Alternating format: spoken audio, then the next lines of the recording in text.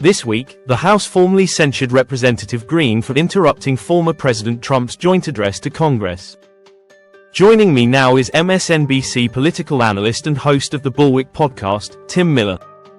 Tim, should Democrats be focusing on this issue, or should they be more concerned with addressing the broader concerns of illegality, abuse of power, and the drastic consequences of recent policy decisions? Are they effectively communicating their message to the American people? Tim Miller, I think they need to do both.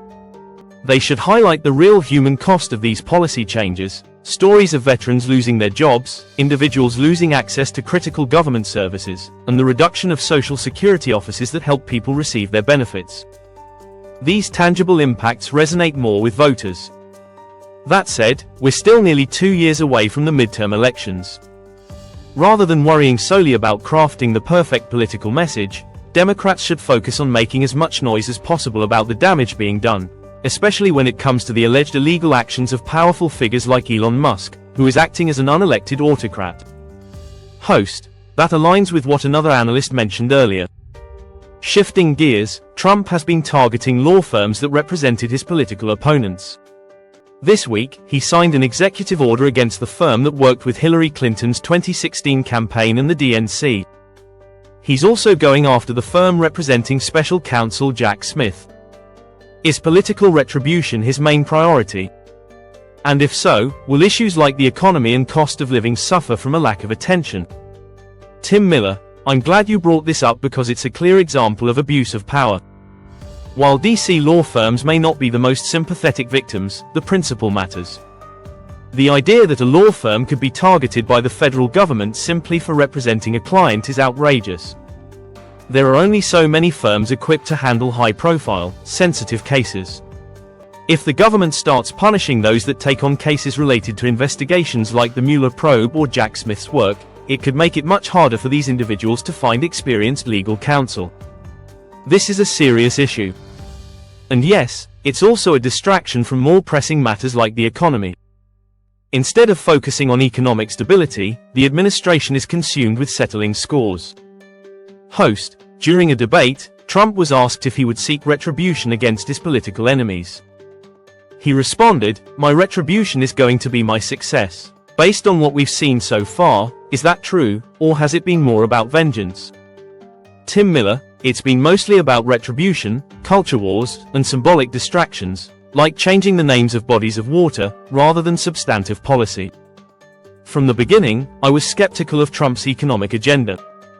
I felt it was underreported during the campaign, despite clear warning signs that it would be disruptive and inflationary. But even I am shocked at how much damage has been done in just 6 weeks. We're already seeing federal job losses, ripple effects harming local economies, a stock market downturn, declining consumer confidence, and pessimistic GDP growth estimates from the Federal Reserve. For such a short time in office, the level of economic mismanagement has been astonishing. Host, the New York Times recently reported that many former critics of Trump are now staying silent out of fear of retribution from him and Musk. A prominent first-term critic even refused to be mentioned in the article. Is this administration more effective at intimidation than in Trump's first term? Tim Miller, I think people perceive this administration as more aggressive in targeting its opponents.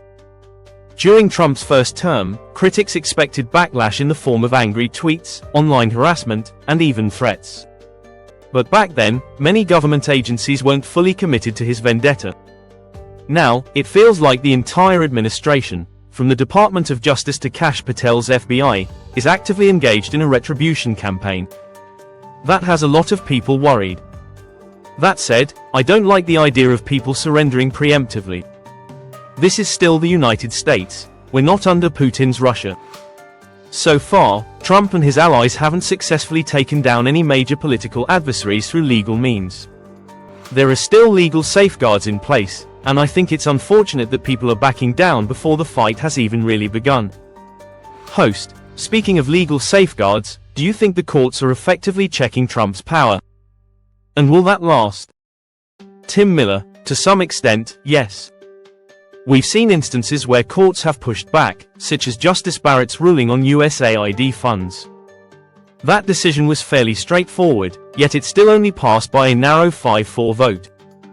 That's concerning. While the judicial system is still functioning as a check on executive power, the extent to which it can continue doing so remains uncertain. The rule of law is holding, but it's facing significant pressure. This version improves readability while preserving the key points. Let me know if you'd like any further tweaks.